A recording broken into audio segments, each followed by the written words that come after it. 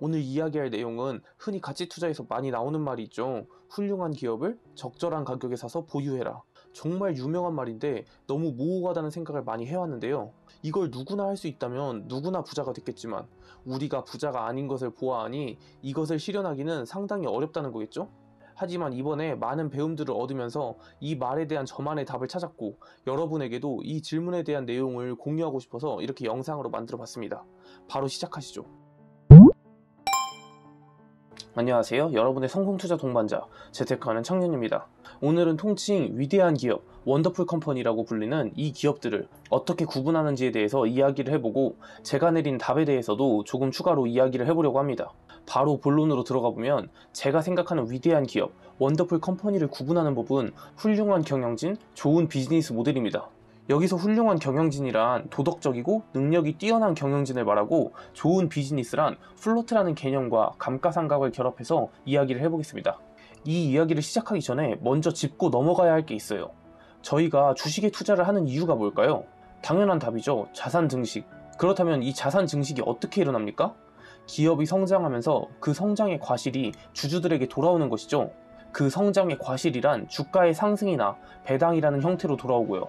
이 주주들에게 성장의 과실이 돌아온다는 개념에서 경영진들의 도덕성이 필요한 것이고 기업이 성장하는 데서 경영진의 뛰어난 능력이 필요한 것입니다. 그러니까 기업을 성장시킬 능력과 그렇게 성장시킨 기업이 가져오는 이익들을 도덕성을 가진 경영진이 주주들에게 분배해 주는 것이죠. 주주들이란 돈을 회사에 투자한 것이지 빌려준 게 아닙니다. 즉 회사의 지분인 주식을 들고 있는 것이기 때문에 회사가 돈을 벌고 남은 금액, 유보 금액에서 다음 성장을 위한 일부 금액을 제외하고 배당으로 분배를 해준다거나 더욱 뛰어난 성장을 위해서 주주들에게 배당으로 분배하기보다는 투자를 증대시킬 수 있죠. 그런데 만약 경영진이 도덕성이 없는 사람들이라면 이런 유보이익들을 주주들을 위한 배당이나 기업의 성장에 사용하지 않고 자신들의 사익을 위해서 어떻게든 빼돌리려고 할 것입니다. 이번 SM 사건만 보아도 알 수 있죠. 이수만 회장은 SM과 계약할 음악 프로듀싱 회사를 만들었고 실제로 어떠한 성과물을 만들어내지 못하는 회사지만 SM에게서 매년 수백억 대의 컨설팅비를 받고 있었죠. 이런 식으로 도덕성이 부족한 경영진이 회사를 장악하면 회사에 남는 유보이익을 사익으로 편취할 위험이 있습니다. 다만 이런 경영진에 대한 평가를 어떻게 내릴 수 있을까요? 필립피셔는 이 방법을 사실수집이라는 표현으로 불렀는데요. 여러분이 공부하고 싶어하는 기업의 경쟁사, 하청업체, 고객사 등에게 그 기업에 대한 평판을 물어보는 것이죠. 이게 사실 저에게는 적용하기가 쉽지 않습니다. 저는 아직 나이도 어리고 커리어도 없어 인적 네트워크가 전무하기 때문인데요.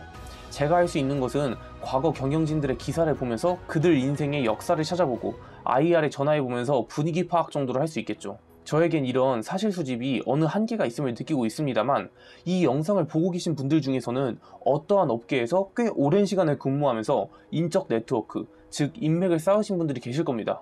그런 분들의 경우에는 지인들에게 물어볼 수 있겠죠. 당신네 회사 임원들은 어떤 사람인가? 도덕적인 사람인가? 같은 것들 말이죠. 아마 꽤 많은 정보들을 얻으실 수 있을 겁니다. 이렇게 위대한 기업의 첫 번째 조건인 능력과 도덕성을 겸비한 경영진에 대해서 이야기를 해봤고 다음은 두 번째 조건인 기업의 비즈니스 모델입니다. 이는 플로트라는 개념과 감가상각에 대한 개념을 같이 해서 이야기를 해보겠습니다. 플로트라는 단어는 물에 떠있다라는 표현을 뜻합니다. 그러나 이것을 워렌 버핏은 미래의 현금을 미리 땡겨와서 투자를 진행하고 먼 미래에 그렇게 불린 돈의 일부를 돌려주는 사업들을 플로트를 가졌다고 표현했습니다. 쉽게 예시를 들어보자면 보험업이 있죠. 보험은 이미 많은 분들이 이해하고 계시는 사업이죠. 보험 가입자들에게 미리 돈을 받습니다. 그리고 그 돈으로 보험회사는 투자를 진행하고 먼 미래에 원금을 돌려주죠. 보험회사들이 자기 회사의 보험을 광고할 때 만기 납입 시 원금 보장 같은 말들을 하면서 광고를 하는 것처럼 말이죠. 보험회사들은 보험 가입자들에게 현재 시간에 현금을 받아서 그 돈으로 투자를 진행해서 먼 미래에 인플레이션과 성공적 투자를 통해서 돈을 불린 후에 원금만을 보험 가입자들에게 돌려줍니다. 거기에 더해서 보험회사들은 어떠한 큰 규모의 설비 투자가 필요하지도 않기에 돈을 효과적으로 굴릴 수 있게 됩니다. 환상적이죠.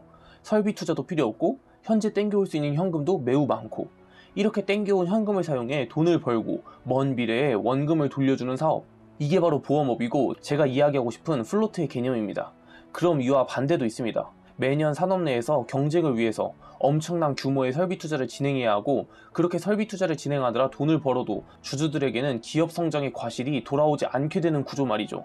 여기서 감가상각에 대한 이야기를 해보겠습니다. 사실 산업들 중에는 설비 투자가 필요 없는 산업은 없다고 보는 게 맞습니다. 다만 그 설비 투자나 기술 투자에 필요한 돈의 규모가 문제인 것이죠. 앞에서 말한 보험업 같은 경우에는 설비 투자가 아주 적게 들어가겠죠. 그와 반대로 반도체 같은 산업은 계속해서 설비 투자, 기술 투자를 진행해야 합니다. 다만 지금 메모리 반도체 시장의 경우에는 치킨 게임이 끝나서 어느 정도 안정이 되었지만 제가 이전에 투자를 진행했던 디스플레이 시장은 아직도 치킨 게임이 끝나지 않았죠. 디스플레이 시장은 지금 기술 경쟁, 단가 경쟁으로 매우 치열합니다. 우리나라 기업들이 현재는 기술력에서 앞서고 있지만 언제 중국 기업들이 기술력을 조금씩 따라잡아 가격 경쟁을 시작할지 모르죠. 제가 LG 디스플레이를 최근 손절을 조금씩 진행 중에 있습니다. OLED 산업이 커질 것은 확실하다고 생각하고 있으나 중국 기업들이 OLED에서 생산 캐파를 확보하고 정부 지원금을 등에 업고 가격 경쟁을 시작하면 언제 다시 산업이 힘들어질지도 모르고, 그렇게 힘들어진 산업의 기업들은 다음 기술과 설비에 돈을 투자하느라 바쁘기 때문에 주주들에게 성장의 과실을 돌려주지 못하는 것입니다. 즉 경쟁사를 따돌리기 위해서 설비 투자를 하고 그 설비들을 통해서 기업이 이익을 내기 시작하는데, 경쟁사가 어느 순간 기술력을 따라오면 다시 경쟁이 시작되고, 다시 그 경쟁사를 따돌리기 위해서 설비 투자를 진행하고 다시 이익을 내기 시작할 때쯤 또 경쟁사가 따라와서 경쟁이 시작되는 그런 구조인 것이죠. 이래버리면 그 기업의 기술력은 성장해 나가는데 그 과실이 주주에게 돌아오지 못합니다. 제가 말씀을 드리고 싶은 게 이겁니다. 과실이 주주에게 돌아오지 못한다. 우리가 아까 주식 투자를 하는 이유가 무엇이었죠? 자산 증식이었죠. 그런데 자산 증식이 되려면 어떻게 해야 하죠? 기업이 돈을 벌어서 기업의 지분 가치인 주가가 상승을 하던가, 아니면 기업이 남은 유보금액 중 일부를 주주들에게 배당을 하던가 하는 방식이었죠. 그런데 기업이 경쟁 투자를 반복하다 보면 주주들이 성장의 과실을 받는 시간이 한없이 길어집니다. 이게 제가 LG 디스플레이를 손절하는 이유이기도 하고요. 자, 다시 본론으로 돌아가 보겠습니다. 그럼 우리는 어떤 비즈니스 모델을 찾아야 할까요? 보험업처럼 미래의 현금을 현재로 땡겨와서 사업을 진행할 수 있는 모델이던가, 혹은 설비 투자가 지속적으로 이루어질 필요가 없는 사업, 혹은 적은 규모로 이루어지는 사업, 아니면 설비 투자를 진행하되 설비의 감가상각이 모두 이루어진 후에도 시장에서 상품 가치를 인정받을 수 있는 사업이겠죠. 마지막 설비의 감가상각이 모두 이루어진 후에도 시장에서 상품 가치를 인정받을 수 있다는 것은, 기업들이 설비를 투자하면 그 설비가 노후되면서 가치가 떨어진다거나 생산량이 줄어든다거나 하는 것을 감가상각이라는 개념으로 회계 처리를 합니다.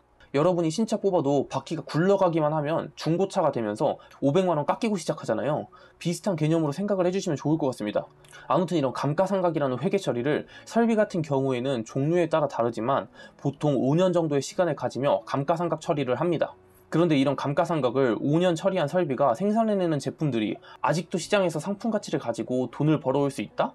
이러면 꽤 좋은 설비 투자이고 좋은 사업 모델이 되는 것이죠. 그런데 감가상각을 끝내기도 전에 시장에서 더 좋은 모델, 고성능의 모델이 나와서 상품 가치가 떨어져 버린다? 이러면 꽤 슬픈 사업을 하는 기업이라고 생각하시면 편할 겁니다. 계속 새로운 기술과 설비에 투자를 진행해야 하고, 그러면 앞에서 말씀드린 것처럼 주주들에게 성장의 과실이 돌아오지 못하기 때문이죠.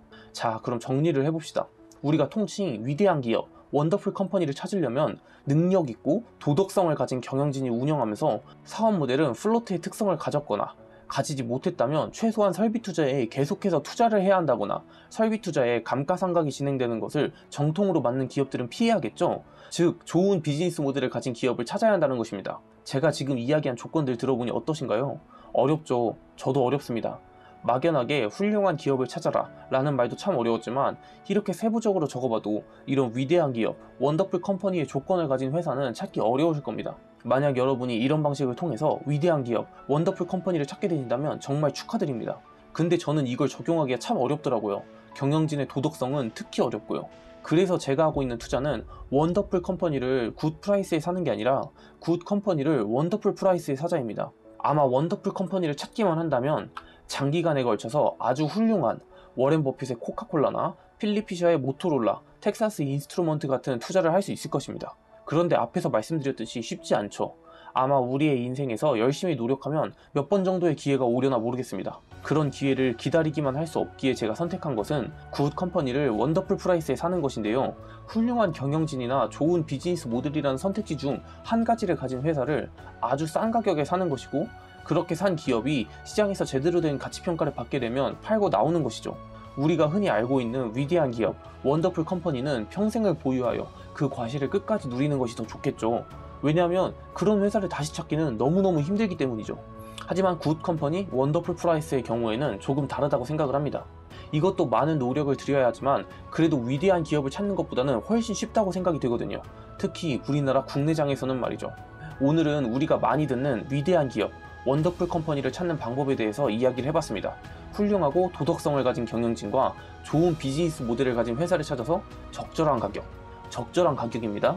적절한 가격에 사서 긴 시간을 보유해 기업이 성장하는 과실을 얻는다라는 이야기를 해보았고, 우리 일반 투자자가 이런 위대한 기업, 원더풀 컴퍼니를 찾는 데는 분명 쉽지가 않기에 꽝 대신 닭이라는 느낌으로 굿 컴퍼니를 원더풀한 가격에 사보자 라는 이야기를 해봤습니다. 오늘 영상에서 경영진의 도덕성과 비즈니스 모델에서 설비 투자 비용의 중요성을 여러분이 기억해 주시면 좋을 것 같습니다. 항상 여러분의 성장을 응원합니다. 여러분의 성공 투자 동반자, 재테크하는 청년이었습니다. 감사합니다.